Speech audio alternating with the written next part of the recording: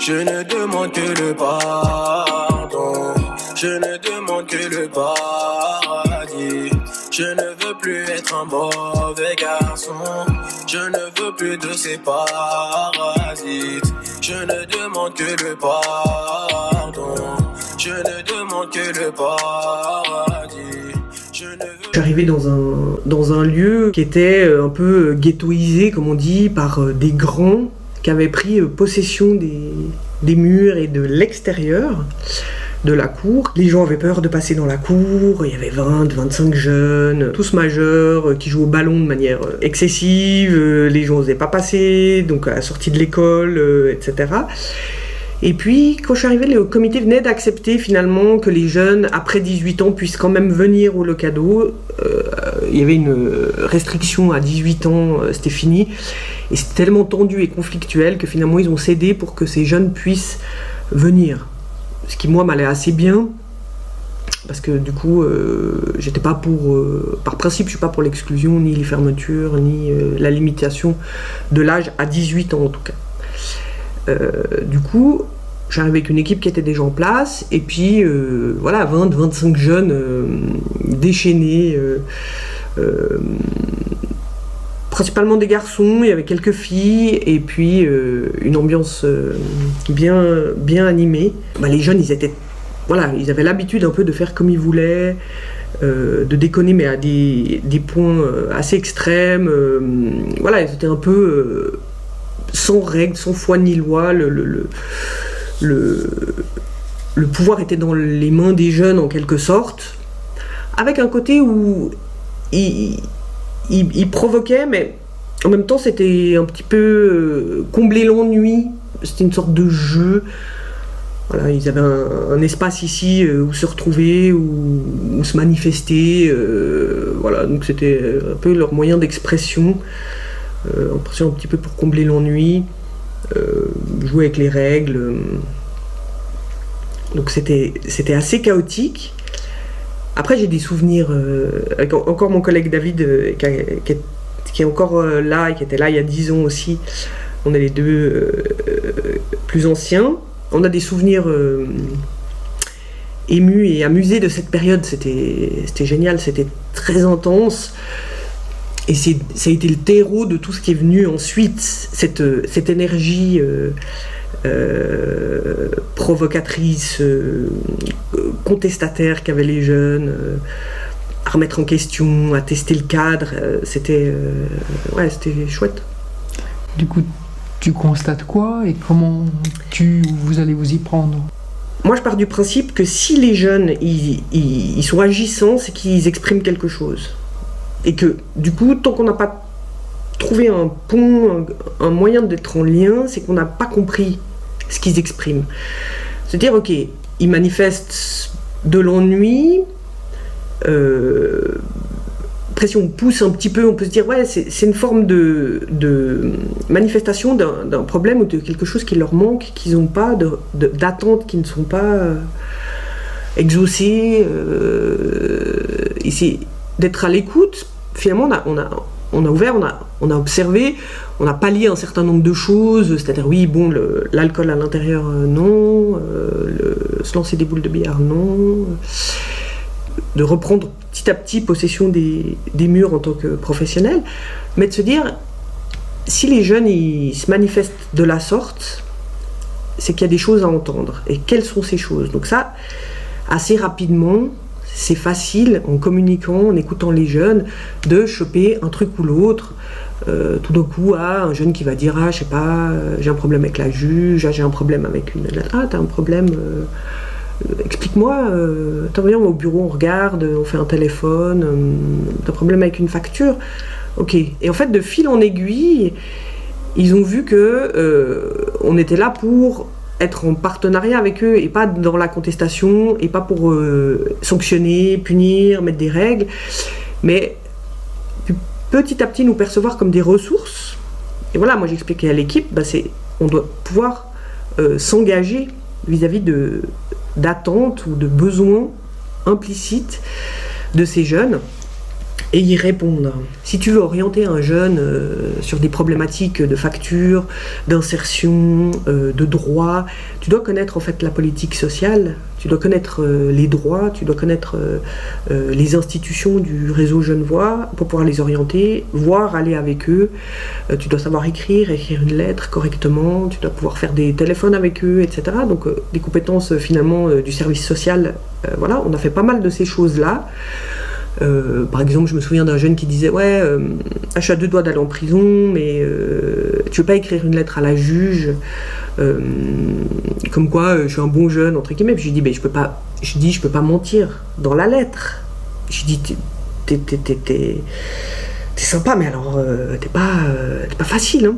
Puis tu vois, ça c'est des choses qui, de fil en aiguille, ça lui a évité la prison, parce que du coup il y avait une lettre de soutien en quelque sorte d'un adulte qui disait voilà, nous on le voit et on soutient le fait que voilà, c'est un jeune qui s'implique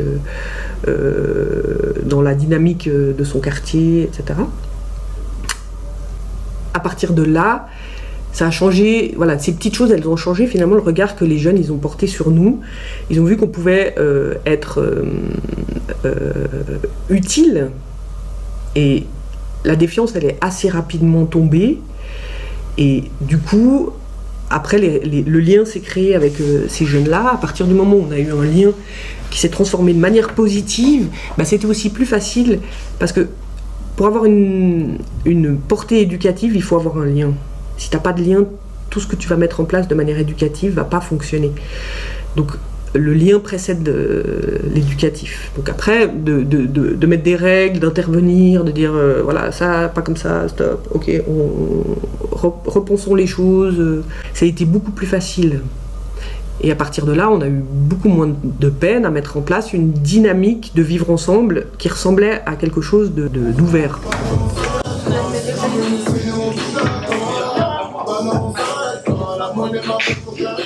Comment à ce moment-là, avec encore pas de lien, vous avez commencé à faire? Alors là, je pense que c'est vraiment ce que je disais avant, c'est sur l'affection et le... D'ailleurs, faut pas être impressionné, faut pas travailler avec des ados si t'as peur des jeunes, donc c'est vraiment être droit dans ses baskets, c'est-à-dire, moi, à aucun moment, je pars du principe que c'est pas moi qui ai le pouvoir, en fait. C'est-à-dire que c'est... Voilà. Alors après, que ce soit compliqué et puis que ça demande beaucoup de négociations et de répétitions, bon, soit. Ça demande beaucoup de détermination. Et puis, aussi, un peu de dédramatiser. C'est-à-dire que nous, il y a vraiment un côté où on a pris ça... Où en fait, ça nous a fait aussi rire de dire, ok, voilà, ces jeunes, ils font n'importe quoi, mais qu'est-ce qu'ils sont créatifs dans leur dysfonctionnement entre guillemets. Je trouve qu'il y a un talent dans la capacité à bousculer dans la jeunesse, à faire chier, à ne pas céder aux règles, qui est magnifique, que je voudrais pas quelque part estomper. Mais on se dit on peut sublimer ça pour faire en sorte que tout le monde s'y retrouve. Et puis qu'on avance, et puis qu'on construise des choses, ou du moins on ait des relations qui soient agréables de part et d'autre. Mais pas, je veux pas qu'ils soient forcément différents. Je veux pas les rendre sages. En fait, derrière ça, il y a des attentes et des demandes qui sont simplement celles d'exister, d'être valorisées, d'être entendues.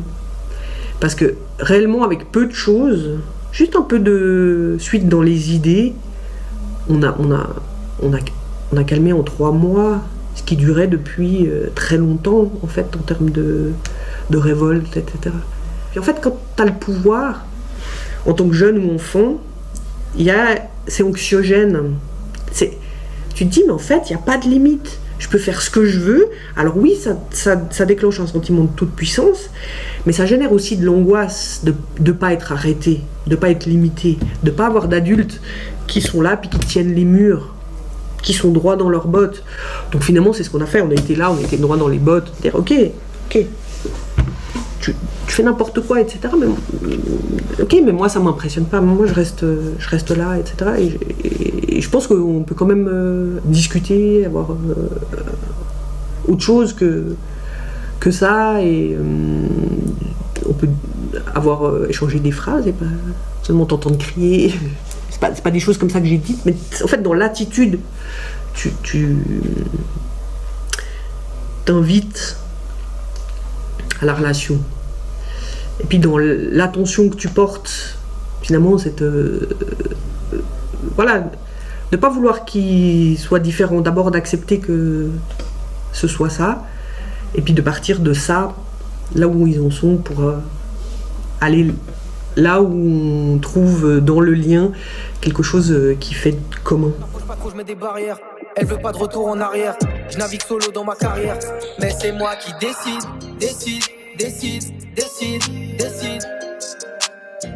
Je pourrais pas être déçu. Qu'est-ce qui, de cette non-envie de lien, a peu à peu tissé ça, l'envie de lien? Je pense que c'est de nous percevoir comme une ressource et non comme une menace. Puis ils se sont dit, en fait, ils sont là pour nous, en fait.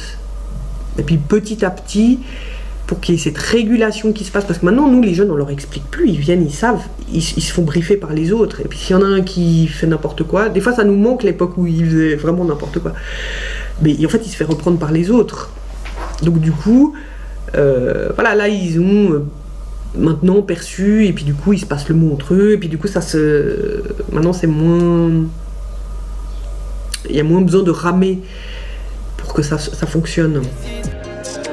Je pourrais pas être déçu.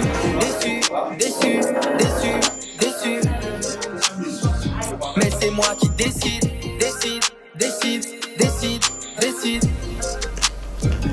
Alors toi qui es un jeune de la commune, qui a fréquenté le Locado, etc., puis qui a travaillé comme mono quelques années, et qui maintenant est étudiant à la HETS, donc tu peux mettre aussi en perspective avec des choses que tu as vues, selon toi, quels sont les ingrédients qui font que ça fonctionne?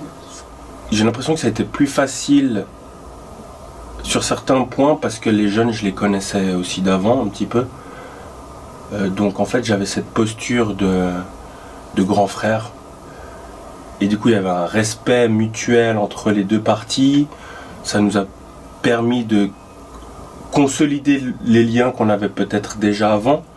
Ils respectent, je les respecte, on s'écoute. Puis du coup on échange, puis du coup on apprend en fait à se connaître un peu plus entre deux personnes, plus qu'entre jeunes et puis animateurs. J'ai plus ce lien de jeunes grands frères et du coup la connexion, j'ai l'impression qu'elle est plus naturelle. Et puis maintenant que tu as fait une année à la HETS et tout, il y a des choses que tu vois, tu te dis ah ouais, que tu comprends mieux du coup du travail qu'on fait ici qu'avant. C'était pas forcément des choses qui étaient à ton attention, mais maintenant tu y vois plus clairement. J'ai l'impression qu'on développe le pouvoir d'agir des jeunes en les en travaillant avec eux. Donc pas pour eux, mais plutôt avec eux sur des projets personnels ou collectifs. Et du coup ça les rend déjà plus autonomes et puis ça les pousse à se sentir valorisés et toutes ces choses-là auxquelles j'avais pas forcément conscience de ça avant.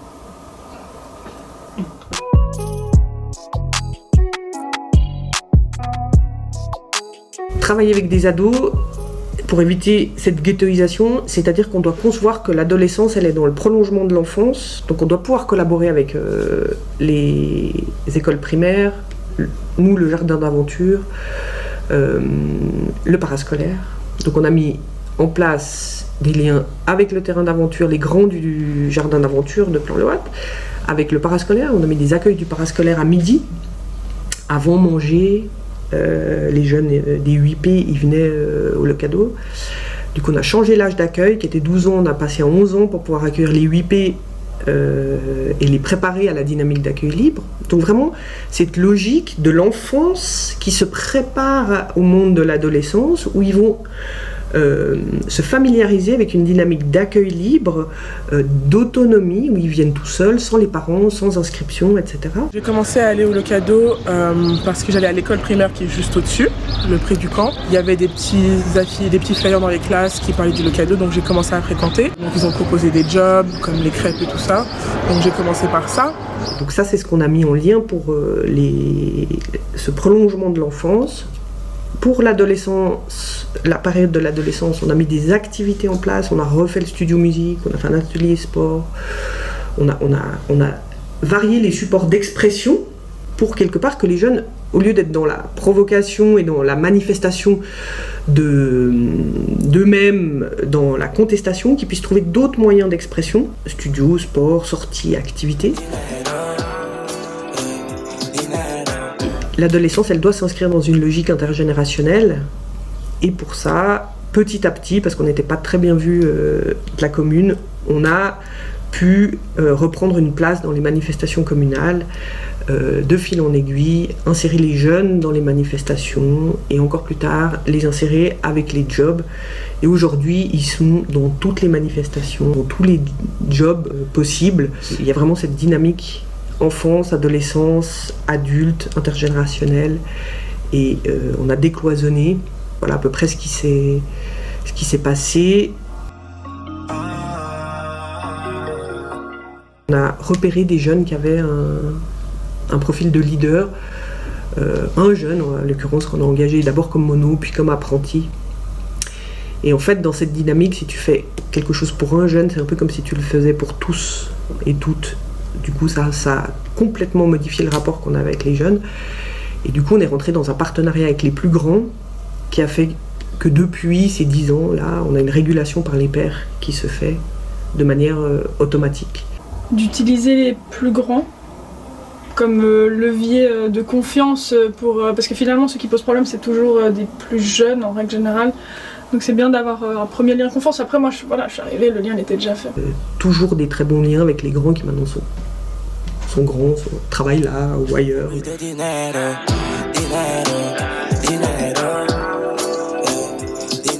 On a mis en place les jobs, mais aussi parce que les jeunes, à partir du moment où on a mis le parascolaire, etc., on bénéficiait toujours d'une très mauvaise réputation auprès des parents, de la commune, etc. Mais les jeunes, ils ont commencé à venir, les 11 ans, 12 ans, ils ont commencé à venir. Et puis à s'investir. Ils voulaient faire plein de choses, ils voulaient aider, ils voulaient nous aider à faire ci, à peindre, à faire des crêpes, à faire le goûter, à faire les courses. Et de là, on s'est dit, en fait, au bout d'un moment, on s'est dit, mais on va créer des jobs, en fait. Finalement, à chaque fois qu'on a un jeune avec qui ça se passe pas bien, qu'on sait que c'est compliqué, on va lui proposer soit un stage ici, soit un petit job. Et on va les avoir comme ça, en fait. On a commencé à faire des petits contrats, faire des jobs, leur apprendre à faire des choses, les crêpes. On est parti depuis sur des formations.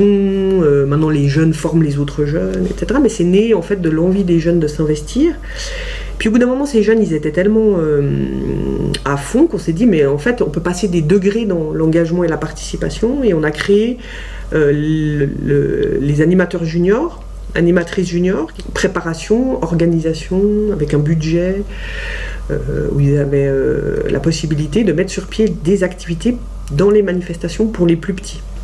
Et ça s'adressait aux jeunes qui avaient déjà de l'expérience dans les petits jobs simples. Ils se sont après investis dans ces jobs d'animateurs, animatrices juniors, puis se sont investis dans des projets participatifs. Et du coup, Gianni, il a repris le CG du soir, il a fait stage, mono, anime auxiliaire. Moi, j'ai commencé à m'investir auprès du Locado, donc j'ai beaucoup travaillé bénévole ou en tant que petit job, dans plein de manifestations. Après, j'ai eu la chance de faire un stage en fait au Locado. J'avais fini le CG et puis j'ai gravité à gauche à droite dans plein de boulots différents et ça me plaisait pas du tout. Moi, en fait, j'ai tellement été aidé par Anandi et les collègues travailleurs sociaux de Plan-les-Ouates que je me dis j'ai envie de faire pareil avec les futures générations. Puis quand je vois ces jeunes, moi j'adore les voir avec du sourire. Quand ils ont du caractère, j'aime beaucoup. En ayant terminé ce stage en fait au Locado, ça m'a redonné l'envie de reprendre mes études. Et du coup, je me suis lancé dans le social et à force, j'ai rien lâché. Et, mon objectif, c'était parce que j'ai repris les études à 25 ans, c'était d'acquérir mon bachelor à 30 ans. Donc c'est ce que j'ai réussi à faire. Et puis entre-temps, j'ai pu remplir plein d'expériences parce que je voulais vraiment voir plus ou moins tous les secteurs. Et j'ai vu que l'animation, c'était vraiment mon domaine. Et puis j'ai eu l'occasion qu'il y ait une place qui s'est libérée au Locado et j'ai dit bon allez, pourquoi pas revenir où tout a commencé. Et maintenant, je me sens vraiment heureux. Et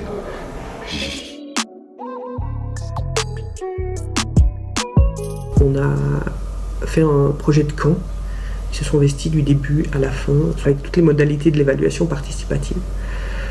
Et du coup, aujourd'hui, c'est des jeunes qui sont super autonomes, capables d'organiser des projets, qui maintenant font des choses avec les TSHM, par exemple, ils sont plus âgés, d'autres types de projets. Donc vraiment, il y a eu les paliers. Et puis d'autres qui commencent à venir, et puis on les met dans cette dynamique de petits jobs, d'animateur, animatrice junior, de participation. Voilà, donc ça a créé tout un mouvement. Comme d'ailleurs les camps ou des choses comme ça, c'était les jeunes qu'on demandait, on s'est dit ah ouais tiens, puis on a mis en place, puis maintenant c'est eux qui proposent des activités, des camps, qui viennent les présenter au comité. Tu constates et comment tu comprends cette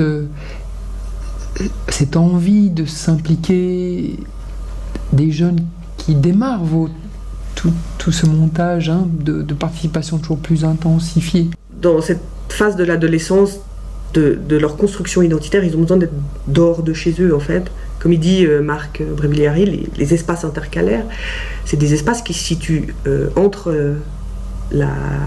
l'école et la maison, et puis entre la rue et l'institution, pour les jeunes qui sont peut-être plus en rupture ou désinsérés. On se situe vraiment entre la rue et l'institution, et c'est dans ces espaces intercalaires que nous, on devient finalement des adultes référents qui sont ni l'école, ni la famille, ni le travail, où on travaille avec eux sur des compétences finalement de quel citoyen on a envie et quelle citoyenne on a envie d'être. Ça veut dire s'investir de manière finalement propre à chacun, chacune. C'est pas que nous on évite la dimension vraiment normative, c'est-à-dire que chaque jeune peut venir avec son projet ou son envie. On va les prendre là où ils en sont. Voilà, il y a des jeunes qui n'ont pas du tout envie de s'impliquer plus que ça, ni de mettre sur pied des projets, qui vont être peut-être plus consommateurs. C'est ok, c'est en fait savoir être là à chaque impulsion, chaque demande, et ne pas louper cette étincelle-là. Et s'engager et ne jamais se désengager en tant que professionnel. C'est une forme de promesse qu'on fait, d'être là, et du coup tu as envie de monter un truc, alors on va y aller. Mais on est là et on le fait avec toi, il n'y a pas de souci. Avec des jeunes qu'on a accompagnés dans des projets, je sais pas, des contests de danse par exemple, qui est première année, grand accompagnement, deuxième année un peu moins, voilà, pour aller vers l'autonomie. En fait, la jeunesse, elle a beaucoup besoin de s'exprimer. Et si on enlève le côté normatif, qui est finalement une jeunesse qui s'exprime bien par le sport, par des actions qui font plaisir généralement aux autorités, des parlements des jeunes, des bons petits citoyens, nous on part du principe que tous les jeunes, ils ont ce potentiel-là, même ceux qui sont agissants, même ceux qui étaient les ennemis publics de la commune, interdit de territoire, etc. Que tous les jeunes, ils ont un potentiel à exprimer, et puis que c'est pas parce qu'il nous fait pas plaisir ou qu'il nous met face à notre propre impuissance ou qu'on n'est pas d'accord avec la manière de le faire que du coup ils sont pas légitimes de s'exprimer pour autant. Cette présence, comment vous l'organisez? On a la chance d'avoir le temps de travail à disposition. On est une équipe de 6 avec des heures mono. On a 2 lieux. Les 2 lieux sont ouverts 5 jours par semaine, ce qui fait qu'on est ouvert du lundi au samedi. Lundi au vendredi dans un lieu, du mardi au samedi dans un autre, tous les jours. Plus toutes les vacances. Et souvent les vacances, on double les activités par jour. Donc l'équipe, elle a une partie de son temps qui est sur les accueils, et on tourne sur tous les accueils. C'est pas le VLOD, le Locado, c'est pareil, c'est tout le monde fait de tout. Avec des stagiaires, Mathieu par exemple, qu'on prend plus, qui permet de faire les accueils parades, des choses qui sont peut-être moins exigeantes avec des plus jeunes, des plus petits, des 8P, etc. Ce qui nous libère, nous, du temps pour les accueils.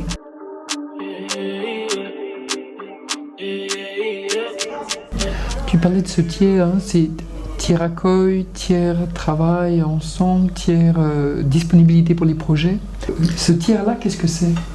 C'est un tiers qui est complètement à composer, puis à partir du moment où il y a quelque chose qui se concrétise, je te donne un exemple, il y a notre moniteur Moussa qui dit « Ah, moi j'aimerais faire un atelier customisation d'habits avec les jeunes, parce qu'il en avait parlé avec les jeunes, etc. » Donc forcément c'est un projet qui émane du terrain, parce que c'est un moniteur, et puis qu'il est en lien avec les jeunes. Forcément on va adhérer au projet, donc il l'écrit, fait un petit budget, il le présente au comité, etc. C'est accepté. Puis à partir de là, eh ben, du coup, sur un projet comme ça, il y a un accompagnement qui est mis en place par une ou deux personnes de l'équipe qui vont être référentes, ça dépend des projets, qui vont être référentes du projet, et puis qui vont suivre les besoins du moniteur, etc., l'avancée, le bilan qui va être fait, qui va être présenté au comité, etc. Cette autonomie me laisse la possibilité d'agir avec ce que je sais, ce que j'ai, que je pense pouvoir apporter. Et puis on l'a un peu tous. On a des points forts et des points faibles personnels. Et puis nos points forts sont mis en avant pour proposer un accompagnement adéquat en fait. Ça c'est de l'accompagnement de projets, puis après il y a les projets qu'on va mener, je sais pas, les 30 ans du Locado, du coup c'est un trop gros projet pour être que sur une personne, et du coup on s'est dispatché, et puis en fait c'est amené toutes les semaines en colloque. Toutes les semaines, tous les projets qui sont en cours, ils sont amenés, les points sont toujours amenés et on les discute de toute façon. Et puis en fait c'est à l'initiative des membres de l'équipe ou des jeunes. Et puis des fois c'est déjà automatiquement une personne qui dit voilà, moi j'ai ça comme projet avec les jeunes, j'ai envie de le mener, etc. Quelqu'un d'autre qui dit ah ouais, moi ça me dit bien de faire avec toi. Et puis en fonction des temps dispo, il y en a qui sont déjà sur trop de projets et puis d'autres qui ont de la dispo. Il y a toujours la possibilité d'avoir du temps pour des demandes individuelles. Même si tu as déjà plusieurs projets en cours, tu auras toujours du temps sur un jeune. Et si tu n'as pas le temps, tu dis à un collègue, ça arrive qu'on ait des fois pas le temps sur une semaine, dire en fait, toi tu as le temps pour le voir, tac tac. On délègue que ce qui est là où on sait où le jeune il va être ok. Parce que des fois il y a des jeunes, ils veulent une personne et puis du coup c'est le premier palier, tu peux pas l'envoyer ailleurs. Mais si on peut, du coup on regarde qui a du temps. Et puis tout ça se répartit. Et puis il y a des choses qu'on aimerait faire, mais qu'on se dit ce serait super à faire, mais là on n'a pas le temps, qu'on reporte, tout. Voilà, dispo sur tout ce qui est demande des jeunes, et puis après les projets ils s'organisent un peu en fonction des envies de l'équipe, des périodes, des demandes des jeunes. C'est de l'argent donc je suis dans les temps. Côté les bleus devient mon passe-temps. Balèque de mon ex te fait la pastée. J'ai des sales idées dans ma tête parfois. Il faut qu'on puisse avoir en fait cette flexibilité, le temps, parce que pour pouvoir répondre 52 semaines par année, être tous les jours là, si le jeune il vient te demander un truc puis que t'as pas le temps parce que t'as ci, t'as ça, puis parce que t'as ta fête de quartier et puis que t'as ci, non ça joue pas en fait. Donc priorité, répondre aux demandes. Il n'y a jamais une demande qui va avoir un délai de réponse. Le jeune il vient, oui alors on va pas le prendre à la minute, mais ça va être 1, 2, 3 jours pour fixer un rendez-vous pour qu'on puisse, je sais pas, faire petites choses. Ils m'ont soutenu dans tous mes projets, que ce soit pour aller au collège, mon année d'échange aux États-Unis, en deuxième année du collège, m'ont aidé à faire des demandes de bourse, à rédiger des lettres, que ce soit mes recherches d'emploi ou de formation, etc. Donc aujourd'hui je suis à l'université et c'est aussi en partie grâce à eux que je sais ce que je veux faire aujourd'hui. Alors en quatrième année du collège, j'ai fait mon travail de maturité et j'ai décidé de faire un magazine sur Genève. Il fallait un logiciel pour pouvoir formater le magazine. Donc Anandi m'a proposé d'utiliser son InDesign. J'ai eu tellement de plaisir à le faire que j'en ai décidé de faire ma formation et ensuite mes études et ma carrière.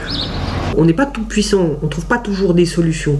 Mais par contre, on saura où relayer, qui appeler. Maintenant, il y a assez de dispositifs, donc on les envoie chez les TSHM ou à la commune.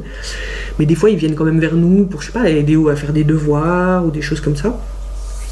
On va jamais ne pas répondre à ces demandes. Donc il faut qu'il y ait une partie du temps qui soit libre pour ça. C'est quasiment toujours occupé ce temps. Et puis après on adapte les horaires. Quand on voit qu'il y a quelqu'un qui a beaucoup en heures sup, on met un peu moins d'accueil, tac, on récupère. Quand il y a moins à faire, les gens bossent moins. Voilà, on régule comme ça. Donc il faut que le temps ait des espaces vides. Et du coup, ça demande aussi une équipe très autonome dans sa capacité à s'organiser.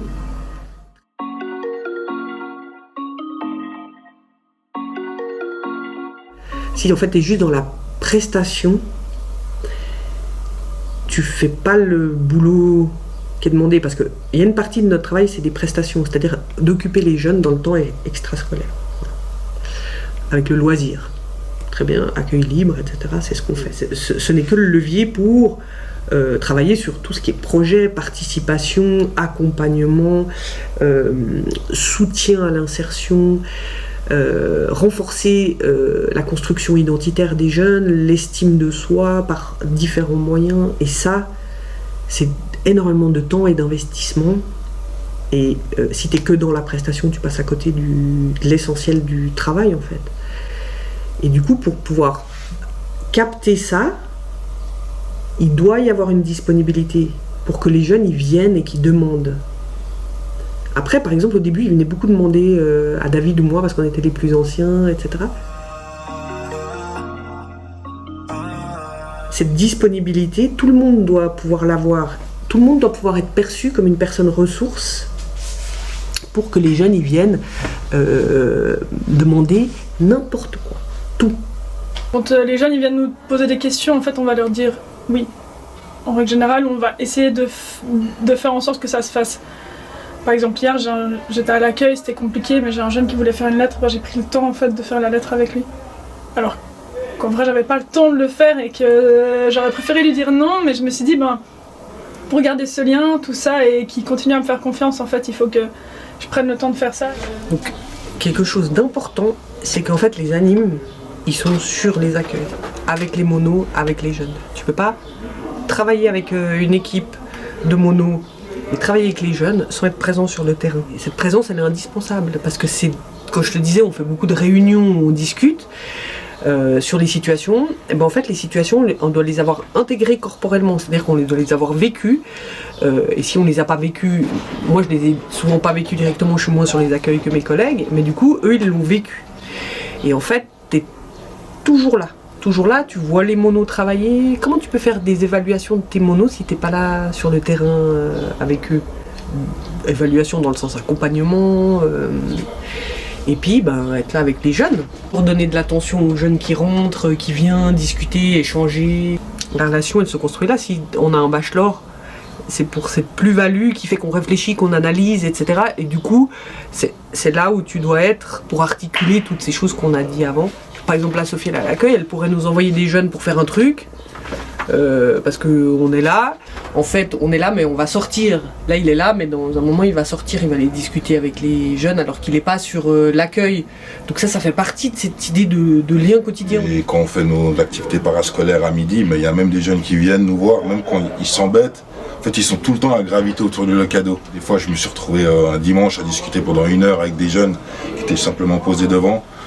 Rien que ce contact, ils adorent. Il y a un peu plus que le lien professionnel, il y a aussi quelque chose derrière d'affectueux qu'on a créé au long de toutes ces années. Et puis c'est juste... moi j'adore. Les animes restent sur les accueils, ils passent pas de temps de l'accueil à faire de l'admin au bureau. Et ça c'est important. Quand je te disais il y a un tiers accueil, activité, c'est de présence. C'est pas t'es au planning, mais tu délègues à tes monos et tu profites de faire autre chose. Ça c'est très très important, parce que je pense que y a beaucoup du boulot qui se perd là-dedans. Qu'est-ce que tu dis de ça, Gianni? Au début, moi j'avais tendance à faire un peu d'admin pendant mes moments d'accueil, et c'est vrai que j'ai remarqué que le fait qu'on soit un peu en va-et-vient, l'accueil peut vite déborder en fait. Parce que nous on se dit c'est bon, il y a les jeunes, ils sont là, tout va bien se passer. En fait en une fraction de seconde, rien que notre présence en fait elle fait que ça les canalise, ça les cadre, ils viennent discuter, mais quand ils voient qu'ils sont plus ou moins seuls, des fois ça dégénère, mais des petites choses avec la musique, ils vont essayer de dépasser les petites limites qu'on leur demande, et dès qu'on fait, rien que notre présence en fait ça les recadre vite. Puis du coup, Nandi m'avait dit m'avait bien expliqué la différence. Et puis depuis que je l'ai, on va dire, compris, c'est vrai que je trouve que ça va beaucoup mieux. Et je suis pour la première fois une apprentie. Et c'est vrai qu'au tout début, je venais faire mon admin hors temps où il y avait personne, pas d'accueil. Et comme mes accueils ne coïncidaient pas forcément avec celles de l'apprenti, j'arrivais pas vraiment à l'observer, à voir son évolution, voir si elle arrivait, voir ses craintes ou ses attentes. Du coup, je me faisais beaucoup d'aider des collègues et du coup, en fait, j'ai dû m'adapter en fait et venir plus tôt pendant les temps d'accueil. Du coup, j'arrive pas à avancer comme je le souhaite parce que, comme elle dit à Nandi, il y a des jeunes qui viennent nous rendre visite, on discute, ou ils viennent nous demander un CV ou une aide pour n'importe quoi. Et en fait, du coup, on doit mettre un stop à ce qu'on voulait faire pour pouvoir reprendre le jeune. C'est vrai que je suis plus vite dispersé que si je venais de mon côté le matin. Des fois, c'est un peu compliqué, mais après, ça devient un peu une habitude et on arrive plus ou moins à gérer. J'ai l'habitude, je gratte des phases noires sous un abri de bus. J'ai taffé le truc matin et soir. Tu disais qu'en 3 mois, 6 mois, les relations ont été modifiées depuis ce moment où on vous refusait un container. Comment ça s'est tissé? Parce que c'est pas rien de changer une image, d'ouvrir de la collaboration. Oui, puis en fait, t'as envie que l'image elle change, mais tu veux pas que les jeunes ce soient des premiers de classe non plus, puis sélectionner, trier sur le volet ceux qui vont donner la meilleure image possible, etc. Donc il a fallu être stratégique. Déjà, il a fallu nous qu'on soit carré de chez carré, en tout parfait, etc. Et puis oui, miser sur certains jeunes, mais pas que vendre du rêve et du lisse. Parce que c'est pas la réalité. Parce que les jeunes, c'est pas des professionnels. Encore des fois, on s'achoppe sur ces questions, parce que du coup, il y a une disco qui se passe pas bien, parce qu'ils ont été un peu turbulents, etc. Et ok, nous, on n'est pas des prestataires de services. Nous, notre job, c'est d'encadrer des jeunes. C'est que les jeunes fassent partie de la vie de la commune. C'est pas du tout la même chose que d'offrir une prestation nickel. Si tu veux une prestation nickel, tu commandes un prestataire. Et du coup, nous, notre job, il se situe ailleurs. Donc il faut qu'on puisse s'entendre. Mais au départ, on n'était pas dans ces discussions et ces négociations possibles. Donc on était des super prestataires. Voilà. Et du coup, on expliquait aux jeunes, voilà, ok, c'est chiant, mais ok, on doit montrer le meilleur, parce que si on montre le meilleur et qu'on est bien intégré, on aura plus de choses après. Si on a plus de choses, on aura plus de moyens de faire des trucs avec vous, etc. Donc c'est les impliquer finalement dans la politique et dans les stratégies, puis dire, en fait, si on joue le jeu de ce qui est attendu, pas parce qu'on veut faire les bons élèves, mais parce que c'est être quelque part... jouer les règles de la société, c'est comme les jeux de société, t'apprends quoi, les règles de la vie en société. C'est ok, s'il y a des moments où on joue les règles du jeu de la société, à d'autres moments, on a plus de liberté pour exprimer qui on est et ce qu'on a envie de faire. Du coup, on les a impliqués là-dedans, dire ok, on donne le maximum, etc. Donc, franchement, ça a été une belle aventure pour que ça se passe. Et puis, ça n'a pas été sans débordement. Moi, j'ai dû aller à la commune expliquer... j'ai dû aller à la commune expliquer des choses, parce que du coup, c'était pas compréhensible, parce que les jeunes n'étaient pas bien comportés là. Ou des fois, même, de toute façon, il y avait un truc où les jeunes qui se comportaient mal n'importe où sur la commune, c'était les jeunes du Locado. Et du coup, voilà, moi, j'étais contente qu'on me sollicite, parce que du coup, c'était aussi expliquer cette jeunesse qui dérange, qui bouscule, mais finalement on pointe du doigt la jeunesse, mais moi je pointe du doigt les adultes en fait, et c'est moi qui vous questionne sur un certain nombre de choses, et j'aimerais entendre vos réponses. Voilà, c'est aussi, à un moment donné, on a pu renverser le levier, mais d'abord on a montré patte blanche. Je demande le pardon, je dois monter la pente. Je ne demande que le pardon. On sait qu'on est attendu au tournant. Maintenant, on nous attend plus. On regarde pas tout ce qu'on fait à la loupe. Tu vois, je veux dire, on fait des crêpes, on fait des trucs. C'est sympa. Il n'y a pas cette attention qui est mise sur nous. Là, on avait l'attention, c'est-à-dire que s'il y avait un jeune qui jetait un mégot de cigarette par terre, on avait des remarques. Regardez les vidéos de la salle de gym, etc. C'est-à-dire que tout était mis sous l'attention, voilà, même des choses qui n'étaient pas graves. Donc se dire, ok, on doit vraiment redoubler d'efforts pour regagner la confiance. Et du coup, il y a un côté injuste parce qu'on doit faire beaucoup plus d'efforts que maintenant. On peut on fait les choses correctement, mais on n'a pas autant de pression. Pour que tout fonctionne bien, il faut que tout soit aligné, que chacun s'entende. Ça fait 30 ans que je suis président, on n'a pas vraiment bougé de notre façon d'être comité. Après, c'était soit communal où ça jouait pas, ou les équipes qui jouaient pas, ou peut-être nous. Et puis là, on est actuellement dans un truc où toutes les planètes sont merveilleusement alignées. La commune nous laisse travailler. Si on veut faire de l'interrelationnel, on en fait. Si l'équipe elle a des idées, on les suit. Si on a des idées, on nous écoute. Et je crois qu'il faut tous ces éléments-là pour qu'un centre fonctionne. Donc t'as pas vécu tous les 10 ans derniers, mais on t'en a entendu parler, etc. Mais pour toi, aujourd'hui, c'est quoi les ingrédients qui fait qu'on a le lien avec les jeunes, que ça fonctionne, que ça se passe bien, que quand il y a eu le street foot, je veux dire, voilà, on a pu réguler, quand il y a eu les bagarres de quartier, on arrive à s'appuyer sur les grands, etc. Quels sont ces ingrédients pour toi liés au métier qui font que ça fonctionne? Quand je suis arrivée, il y avait un peu un truc magique. Je suis arrivée et ça se passait bien en fait. Maintenant qu'on a eu des soucis et qu'on a réussi à les régler, je me rends compte que c'est le fait qu'on soit là tous les jours, on est ouvert toute l'année et qu'on est... En fait, on est beaucoup. On est beaucoup et on a du temps et qu'on a le temps de faire les choses et qu'on est soutenu et par le comité et par la commune pour faire les choses qu'on a envie de faire. Et je pense que le fait qu'on nous fasse confiance et qu'on se fasse confiance en équipe. Et les jeunes, ils sont très réceptifs et puis c'est très respectueux et puis pour moi c'est le meilleur moyen de travailler. On est fermés, ils viennent autour de nous et ils nous lâchent pas. Ils sont tout le temps là en lien, à discuter, à nous poser plein de questions, à se taquiner. Même les gens de la commune, ils les ont identifiés comme à chaque fois c'est nos jeunes.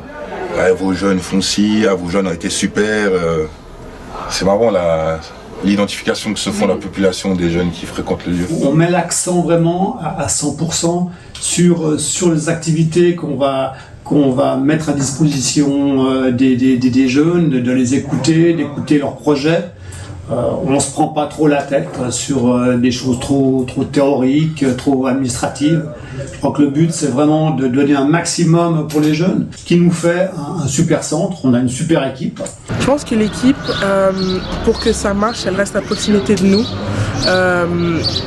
Elle apprend à nous connaître, nos vies, nos goûts et puis nos personnalités.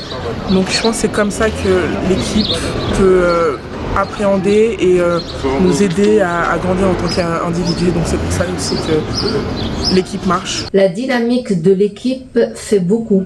Et moi, j'admire vraiment, j'adore cette dynamique, c'est la locomotive, on va dire, mais les animateurs, les moniteurs, tout le monde est preneur quand il y a vous proposez beaucoup de projets, beaucoup de sorties, beaucoup de voyages, et je trouve ça accroche, et les jeunes, ils sont là parce qu'ils s'ennuient pas. Il y a toujours quelque chose de nouveau qui les intéresse et qui fait venir les autres et ainsi de suite. La preuve, c'est qu'il y a même encore des jeunes adultes de plus de 20 ans qui reviennent, et ça c'est vraiment rarissime. Pourquoi ça fonctionne aussi? Peut-être parce qu'il est ouvert au moment où les jeunes ils en ont besoin, c'est-à-dire pendant les vacances scolaires, les vacances d'été, pendant ce moment-là où ils n'ont pas école, ils s'ennuient, ils n'ont rien à faire, au lieu de tourner, de rester traîner dans les rues, dans les parcs, vous êtes là pour leur proposer des choses intéressantes. On ouvre 52 semaines par année. J'ai dit que j'étais déçu qu'on n'ouvre pas 53, mais ça sera peut-être pour un autre monde.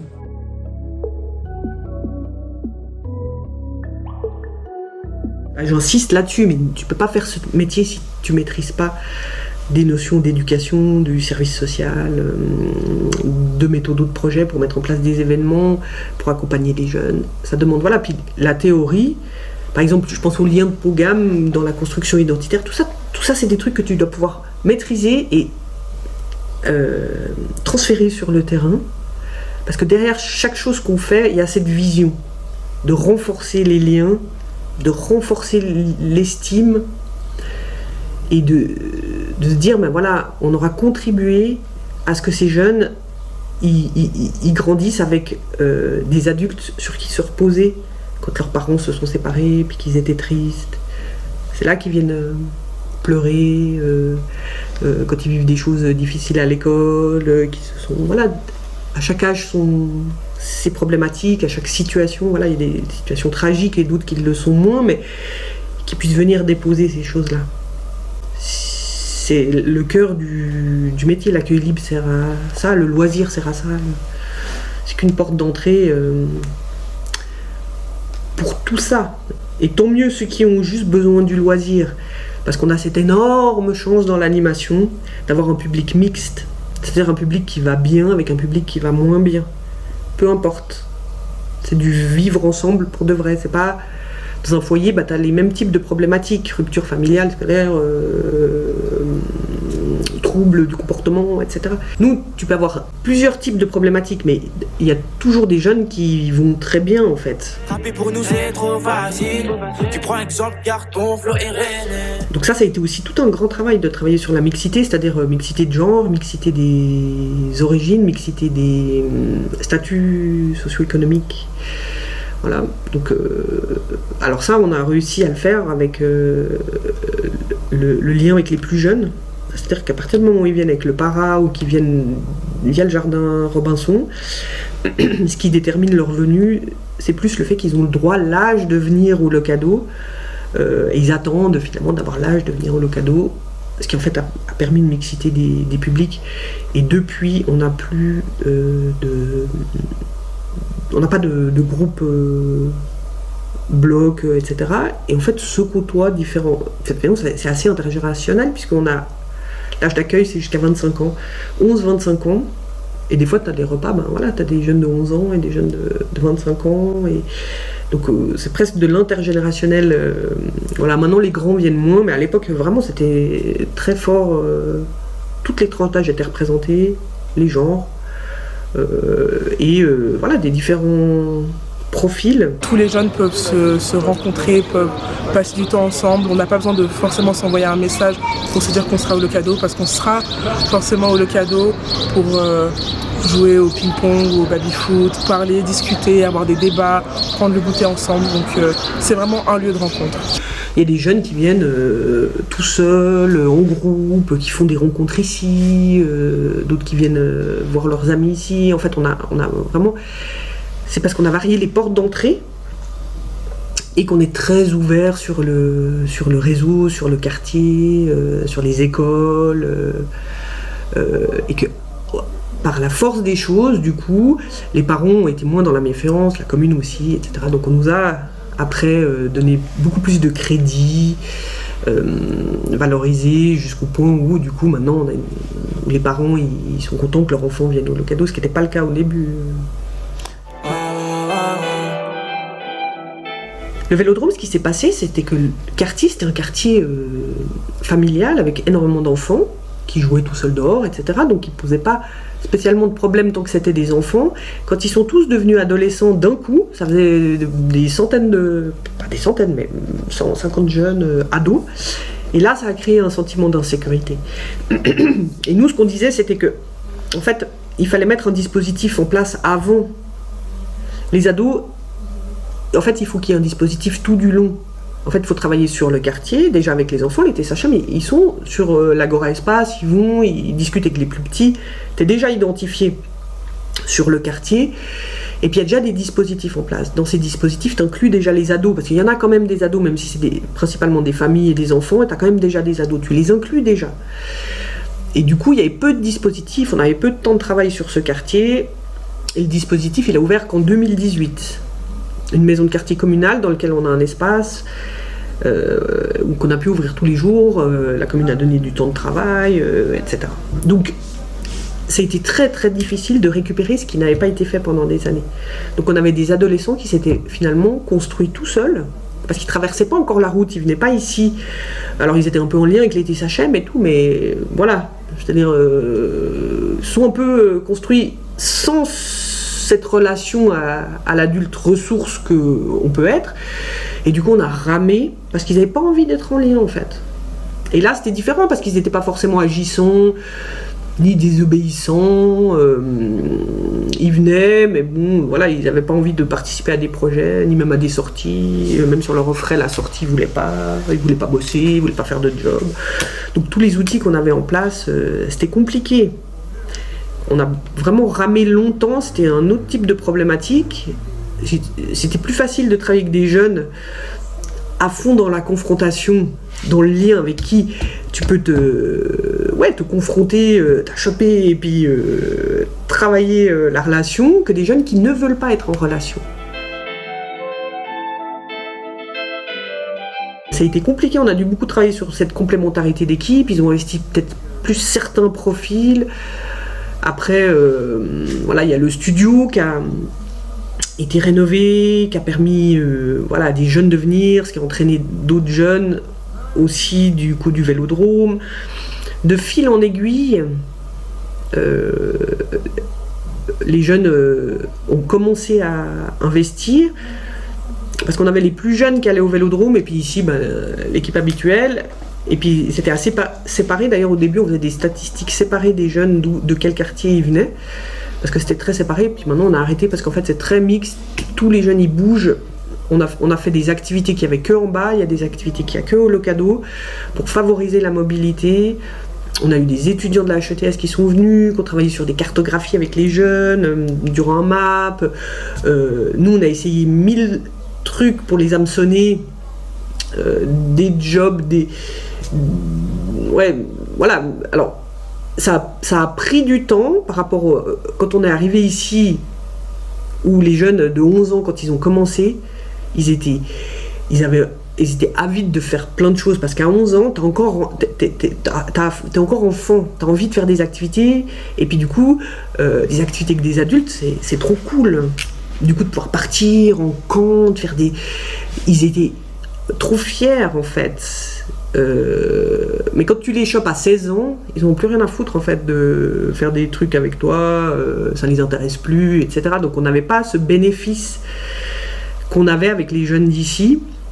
Et du coup on a misé aussi sur des formes de tutorat où on mettait des jeunes du Locado en job avec des jeunes de là-bas, du Vélodrome, pour donner l'exemple. Puis après, quand on a eu des liens avec des jeunes du Vélodrome, on les a mis eux en tutorat avec d'autres jeunes avec qui c'était plus difficile.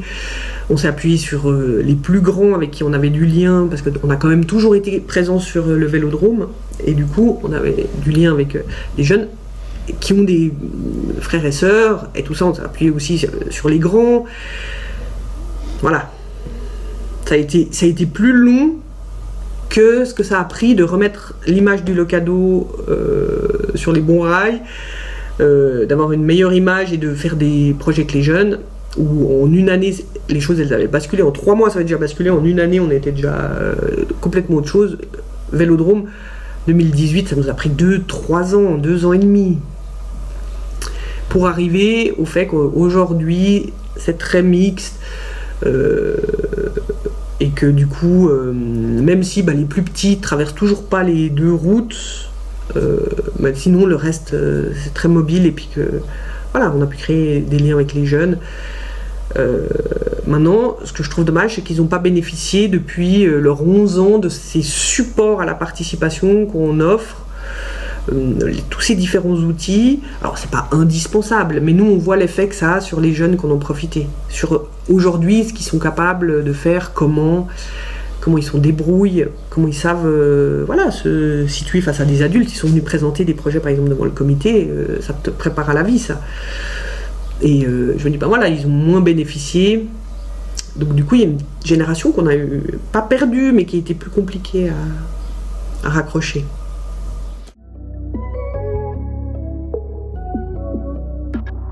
Le Covid, ça a été un bon moment pour voir que, en fait, le lien qu'on avait avec les jeunes, il était déjà là.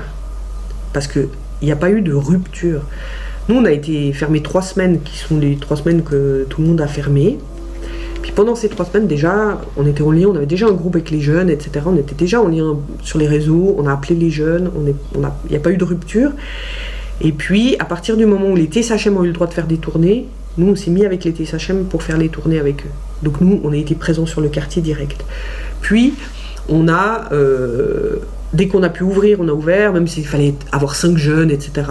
On a toujours, en fait, été présents et on a mis des challenges sur les réseaux sociaux en place, que des jeunes ont animé, et puis les jeunes ont joué, et puis on a fait des salles de jeux virtuelles, on a joué au loup-garou, au petit bac, etc. sur des heures, on leur donnait des heures, on se connectait à un réseau à distance, puis on jouait à des jeux, et en fait, c'est comme si on a basculé dans le lien virtuel ce qu'on faisait en concret. Du coup, on avait déjà des outils en place, alors il a fallu qu'on se perfectionne quand même sur certains trucs, parce qu'après on a fait des concerts live depuis le studio, sur Instagram, du coup voilà, Sophie l'a vu, et David, voilà, l'équipe elle a dû un peu se former sur ces trucs-là, mais du coup, on a pu, en fait on était là, et du coup les jeunes, il y avait des jeunes qui étaient vraiment en galère, qui n'avaient pas à manger, etc. Du coup on allait leur acheter des cartes, de la coop pour qu'ils puissent aller à la Migros, acheter à manger, pouvoir pallier, voilà, parce qu'ils ont nos contacts, parce qu'il y a le Natel du Locado, ils savent où appeler, ils savent comment nous trouver, et du coup, ça a été, voilà, on a juste fermé les 3 semaines, après on n'a plus jamais refermé. On a mis en place des actions solidaires, on a récolté des habits, des meubles pour des foyers, on a fait des actions pour les aînés de la commune avec les jeunes. En fait, on a utilisé tous les prétextes et tous les outils qu'on avait pour pouvoir continuer à accueillir les jeunes, faire des activités avec eux. Alors, il n'y a plus les manifs, mais du coup, faire des trucs pour les aînés, aller chez les aînés, les amener. Ça a continué à créer ce lien intergénérationnel. Et en fait, quand les mesures elles se sont arrêtées, nous c'est juste qu'on a rouvert les 2 lieux, puis voilà. Mais dans le fond, c'est pas qu'on a retrouvé les jeunes, c'est qu'il n'y a pas eu de moment de rupture. Et au départ, quand on est retourné sur le terrain, du coup on savait pas encore, tu vois, si c'était dangereux, c'était pas dangereux, mais non, en fait on était là, on retourne sur le terrain, on y va, on a distribué du gel, on a fait, voilà, et du coup c'est comme si on n'avait jamais coupé le lien. Donc c'est là qu'on a vu qu'en fait, déjà il était bien établi, et puis que on pouvait toujours continuer à jouer notre rôle, et qu'ils nous considéraient toujours comme des ressources, et qui, voilà, tant pour le loisir que pour le soutien. Et on a continué à collaborer avec la commune et les TSHM. Dans la rue, c'est comme le foot, si tu fais le foot, on fait des fautes, y'a les condés, cache dans le fut, le guetteur a crié à la... La collaboration avec les TSHM, comment elle se pense depuis un centre? En fait, elle est indispensable parce qu'ils touchent le même public, avec d'autres outils, d'autres approches, et qu'ils ont un seuil bas et ils sont dans la rue. Et du coup, ils voient des choses que nous, on ne voit pas forcément, et ils vont intervenir sur des espaces où nous, on ne va pas forcément. Et du coup, voilà, il y a vraiment cette dimension quartier que nous, on a moins fort, même si on investit l'environnement de notre centre de loisirs, et puis qu'on bouge d'un espace à l'autre, ce qui nous permet de les voir sur le territoire, et puis d'être sur les manifs. Du coup, voilà, et puis c'est de croiser les regards avec les jeunes qu'on a en commun, et c'est vraiment une augmentation. Si on met tout ensemble, c'est beaucoup de personnes qui s'occupent des jeunes. Et voilà, moi je trouve que c'est vraiment une perte de temps de ne pas vouloir collaborer avec des partenaires parce qu'on n'est pas d'accord avec des principes institutionnels, etc.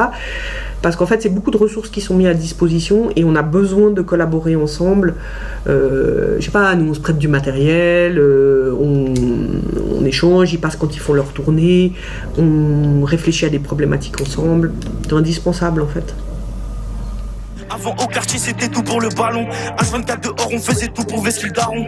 La vie est belle, faut vesquiller les ballons. Quelle est ton analyse de cette actualité de ce foot en rue? La manifestation elle a pris des proportions énormes. Voilà.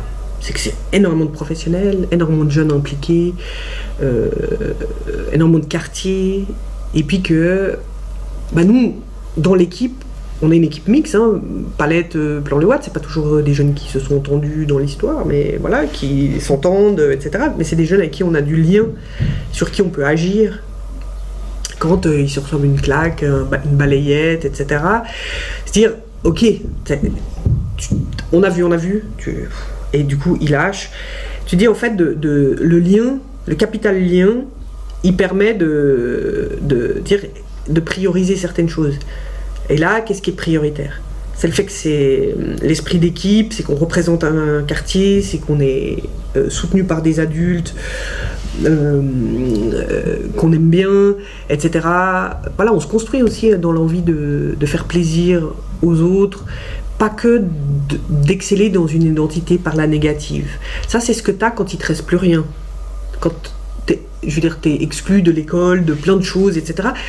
Tu te dis, en fait, ce qui te reste, c'est de pouvoir maîtriser une identité par la confrontation, la délinquance, la marginalité ou des choses comme ça.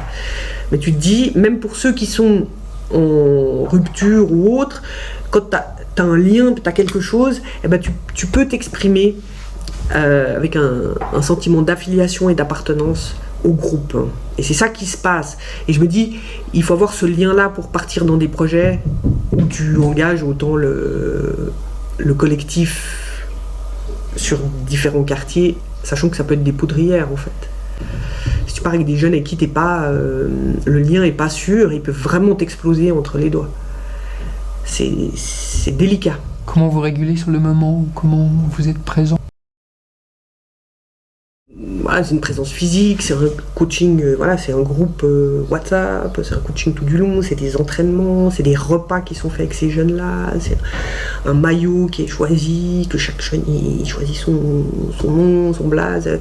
C'est tout un travail de valorisation, de fierté partagée, de valeurs défendues, accents qui sont mis sur le fair play, etc. Travailler sur l'agressivité, sur les choses qu'on a repérées, sur la compétition constructive, etc.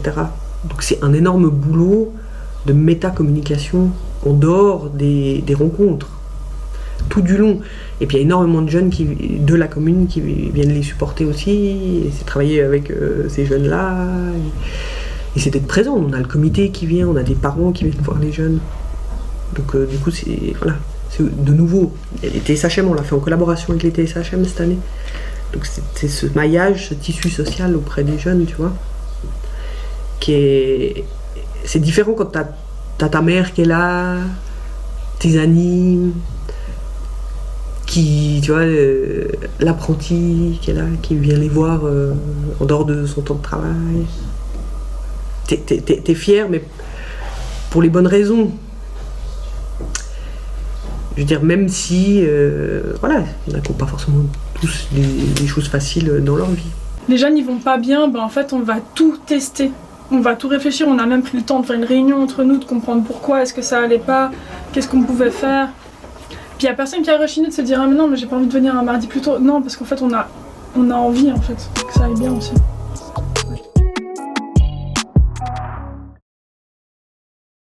Ce que j'avais pas à l'époque, c'est beaucoup plus de théorie, puis un cadre dans lequel ça s'insère, sur lequel c'est plus facile de communiquer, sur lequel c'est facile de construire aussi des outils d'équipe.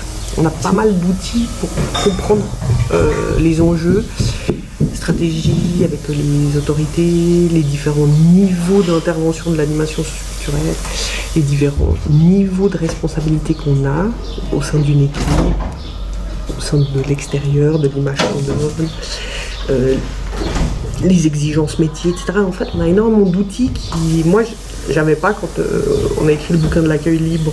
Et du coup, je me dis, en fait, on pourrait, du coup, aujourd'hui écrire une suite, mais qui a un socle beaucoup plus construit, qu'à l'époque, la démarche, elle était très empirique, en fait. Et maintenant, je me dis, j'aurais une articulation qui serait complètement différente. Donc en fait, tu peux croiser énormément de dimensions qui complètent aussi celle de l'accueil libre, celle de l'approche très sociologique de la jeunesse, de la construction identitaire, etc. Avec des aspects plus psychologiques de Winnicott et d'autres, etc. Combien le lieu joue aussi une influence par rapport au sentiment d'appartenance et comment le lieu est un refuge. Nous, on a 2-3 règles, moi je suis pas dans la salle multimédia, mais qui sont des règles d'expérience, parce qu'on a retrouvé plein de bordel, de trucs.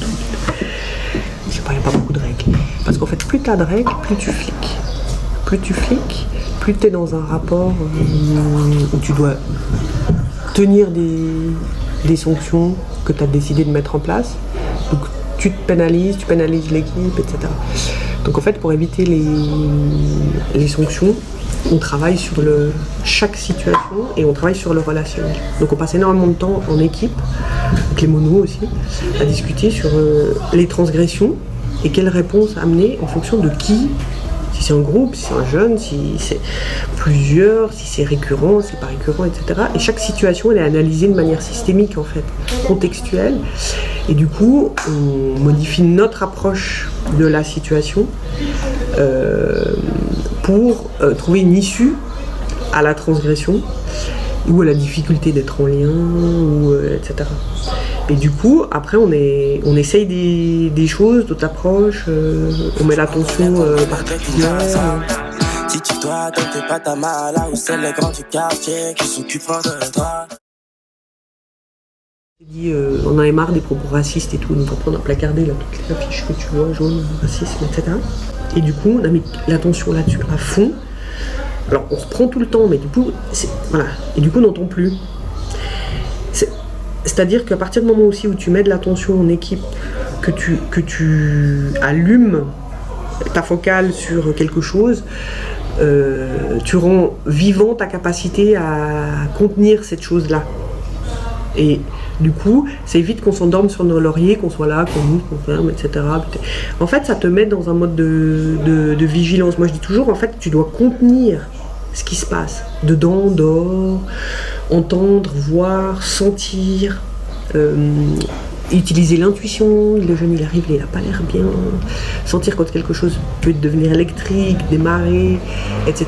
Et tout ça, ça te demande d'être une vitalité de présence, voilà. Donc, du coup, quand on a des difficultés, plutôt que de sanctionner, on se rend plus vigilant, plus active, et on travaille en équipe pour réfléchir à des stratégies.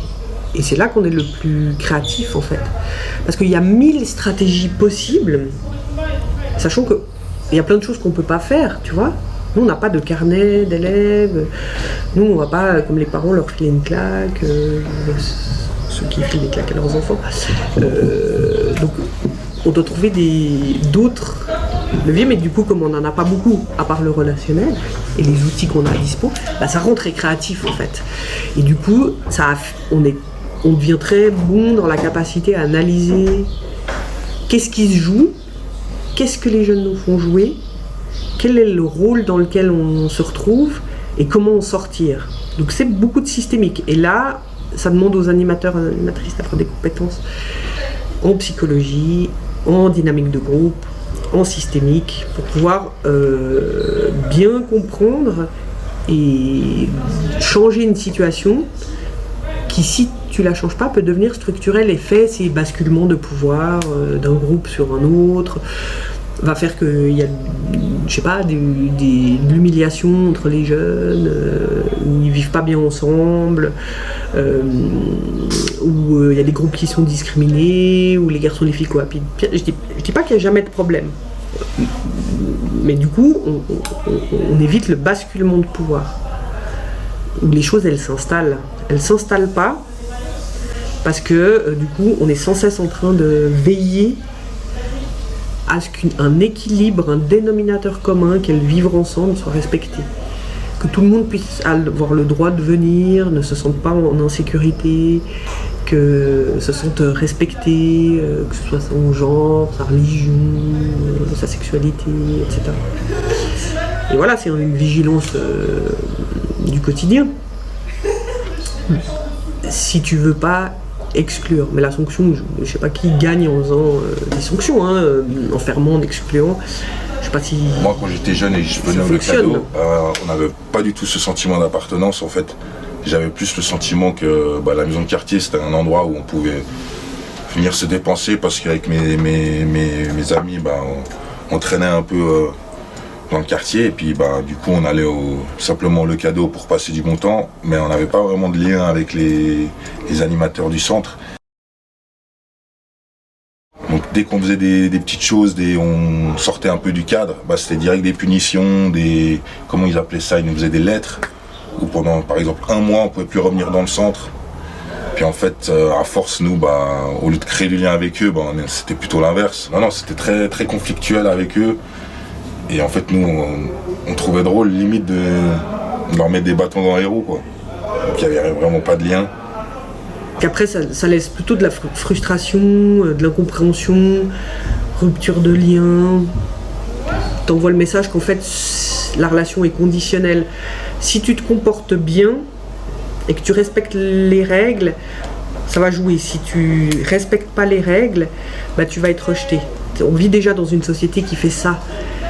Nous, c'est plutôt, tu respectes pas les règles, il y a quelque chose, on va travailler avec toi là-dessus pour comprendre. Mais si on sanctionne, quelque part, des fois tu es un peu le dernier rempart. Du coup, t'envoies quoi comme message? Qu'en fait, ce qui est acceptable, c'est le bon comportement. Alors que peut-être pas, en fait. Le fait de défier l'autorité, le fait d'avoir le courage de ne pas respecter les règles, c'est une compétence aussi. Il y a quelque chose d'intéressant là-dedans. Mais il faut qu'il y ait du consentement, qu'on soit d'accord, que tu n'humilies pas quelqu'un quand tu fais ça, que tu respectes le matériel parce que ce matériel, il a été payé par la commune qui met à disposition, etc. Donc on discute. Mais c'est pas à bannir complètement le comportement des déviants de la règle. Parce que qui définit la norme finalement? Ce qui est acceptable, etc. Des fois, tu as des parents, quand ils viennent, ils mettent leur gamin, ils disent il y a beaucoup de gros mots, Le Cadeau. Mais tu crois qu'il n'y a pas de gros mots dans les cours de récré, etc. C'est sûr que pour travailler avec des jeunes, il faut avoir une certaine tolérance au bruit, aux gros mots, etc. Ce qui est différent qui s'insultent que les insultes homophobes, sexistes, etc. C'est de travailler avec cette matière-là. Et du coup, t'es là. On n'est pas réparé pour tous les descendre. Ton corps, il restera descendre. Ton cœur, c'est les rats qui vont le prendre. La qualité aussi du temps que tu investis quand t'es là, c'est pas juste de la présence. C'est de la présence, tu peux être 3 heures sur un accueil sans rien faire de spécial. Mais en fait, t'es très contenant ou contenante et du coup, ça c'est énorme. C'est ce qui fait que ça se passe bien. Si tu fais pas ça, si t'as une présence qui est atrophiée comme un petit abricot sec, tu vois, puis que tu fuis un peu, puis que tu contiens pas l'espace, que t'es pas droit dans tes baskets, dans tout l'espace, etc. C'est ça qui fait aussi les basculements de pouvoir, qui tout d'un coup ça part en excitation, etc. C'est cette détermination que je disais avant. Moi je me dis jamais ça va mal se passer. Moi je me dis jamais que quand on ferme les jeunes ils vont pas vouloir sortir et tout. Des fois ils disent puis si on sort pas tu fais quoi? Puis je dis en fait c'est pas une question parce qu'en fait tu vas sortir en fait. C'est jamais une option que du coup le pouvoir il bascule. Moi je suis d'accord de jouer, mais on reste quand même les adultes et on est d'accord avec la négociation, avec la confrontation pour que du coup on intervienne dans cette construction-là et on utilise cette confrontation. Mais pas en donnant l'impression qu'on n'est plus en maîtrise parce que ça c'est anxiogène. Et ça les jeunes ça les désécurise. Si t'es là puis que t'es pas là, si t'es là puis t'as peur, tu deviens un élément anxiogène dans l'environnement en fait. C'est avoir cette sécurité que voilà. Ça veut pas dire que t'as jamais le trac, hein. Ça fait des fois c'est impressionnant les jeunes et tout. Mais c'est un sentiment interne de maîtrise de son travail en fait. Qu'est-ce que tu fais du trac s'il te vient? Bon, moi j'adore, c'est le sentiment d'être vivante. C'est une vitalité incroyable. Moi je dis souvent aux étudiants, aux stagiaires, je dis mais en fait après on se sent bien. Quand t'as peur d'aller dire un truc à un jeune, parce que tu lui as déjà dit de pas fumer un joint devant, etc. Puis tu dois retourner, etc. Je veux dire moi ça fait longtemps que je fais ça, j'ai toujours ce trac. Mais en fait c'est comme une adrénaline. Est-ce que c'est si désagréable? Pas forcément. tu utilises l'énergie de la peur ou du courage, je sais pas, pour aller de l'avant dans la confrontation, parce que c'est là où on t'attend. On t'attend pour faire les murs. Alors, les murs, ils ne doivent pas être trop restrictifs pour les jeunes. Ils sont quand même larges, mais il y a quand même des murs. Et toi, t'es là où on t'attend. Et c'est ultra satisfaisant d'être là où on t'attend. Voilà. Mais c'est pas confortable. Et du coup, Senet, il dit la coopération, elle relie des gens qui ont des intérêts différents, qui se connaissent pas, ou voilà. Et je me dis, bah c'est là, si en fait tu fais que des choses qui sont faciles, qu'avec un public avec qui c'est facile, qu'avec les jeunes qui te renvoient une bonne image de toi parce qu'en fait ils obéissent et qui sont faciles et qui sont gratifiants, etc. En fait tu fais pas ton boulot complètement.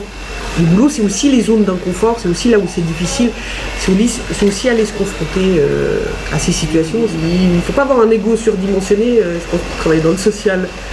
Parce que du coup, tu es au service quelque part de la relation, pas de ton confort en fait. Mais du coup, moi ce que je trouve très gratifiant, c'est que cet inconfort, t'as direct le bénéfice en vitalité. Parce que ça te... Je trouve que les ados, ils ont ce truc où tu peux pas aller en mode automatique, pilote automatique. Si t'as des vulnérabilités, t'as des trucs qui vont se mettre dans la face.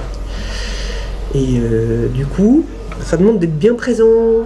Si en fait t'arrives, moi je trouve quand tu bosses comme ça, si t'arrives à l'accueil puis que t'es un peu crevé, t'es un peu pas très en forme et tout, tu sors de l'accueil, t'es trop bien. Parce que c'est de l'énergie, c'est de la vie, c'est du moment présent en bar.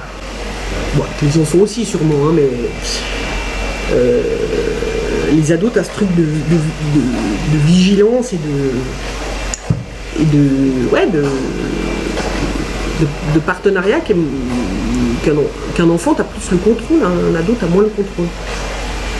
Et du coup, ça demande de travailler dans plus d'incertitude et de chaos, et encore plus dans l'accueil libre et tout, où tu sais pas forcément quoi faire de toi, comment te poser et tout ça. Tu te dis, ben ça c'est... voilà, si t'as besoin d'un truc ultra défini, qu'on te donne une tâche et tout, bah non. Pas travailler dans l'accueil libre. Il faut savoir composer avec soi dans le moment présent. Et ça c'est très... t'as des gens, ils payent des casses en méditation pleine conscience pour arriver à ça. Pour bosser dans l'animation. Je ne veux plus être un mauvais garçon. Je ne veux plus de ces parasites. J'ai fait trop de maladresse. Si j'étais sur un terrain, je ferais la passe. Si un jour je perds, c'est que j'oublie les miens, que les miens me crossent. Sur le papier, y a trop de crasse. Quand y aura pépin, y aura plus de potes. Mes paroles sont véridiques et sont réelles. Je vis comme dans une impasse. Ma vie est animée comme un dessin. Maman, excuse-moi si je suis indécis. Je vis ma victoire comme un festin. Je vis ma défaite comme un imbécile. On vit dans la pénombre, cerveau cramé, oublie son prénom. On a cramé le bitume, certains clochards vivent sur le béton. Ouais.